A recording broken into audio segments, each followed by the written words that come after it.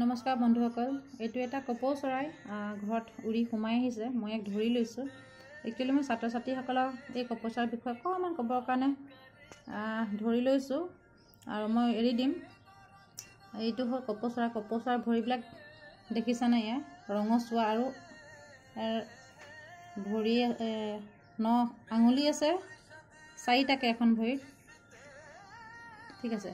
আৰু এইটো পেট চাইডৰ ৰংটো এইটো মুঠটো ক'লা, এটা ভাঁজ থকা, চকুটো ক'লামণি আৰু চাইডত আছে ৰঙচুৱা এটা য়েল্লো প্ৰলেপ এটা আছে, ৰঙচুৱা আছে। আৰু এইটো মূৰত এইটো কালাৰ আছে মটীয়া ৰঙৰ।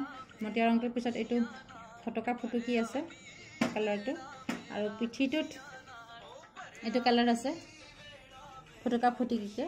আৰু ইয়াত দীঘল দীঘল পাখি আছে। এয়া লুকাই থাকে পাখিবিলাক। ইয়াতে 12-13টামান নেজৰ পাখি হয় এয়া। আৰু ইয়াতে উৰিব বিচাৰিছে চৰাইটো, কষ্ট পাইছে চাগে। আচ্ছা, এয়া পাখি দেউকাৰ। উৰোতে এই পাখি ডেউকা দুখন ব্যৱহাৰ কৰে। এখন ডেউকা আৰু এইফালে এখন ডেউকা আছে। এইটো আৰু কপৌ চৰাই শান্ত হয়। আৰু একচুৱেলি কপৌ চৰাই মাৰিব নালাগে, আৰু কিছুমানে মাৰি খায় ন, তো কপৌ চৰাই কমি যাব, গতিকে তেনেকৈ কাম কৰিব নাপায়।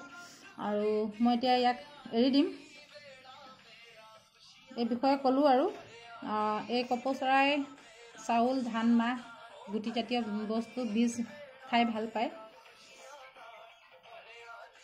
আৰু বহুত শান্তপ্ৰিয় চৰাই হয় এই কপৌ চৰাই। যাক ইংলিছত আমি ডভ বুলি কওঁ। আৰু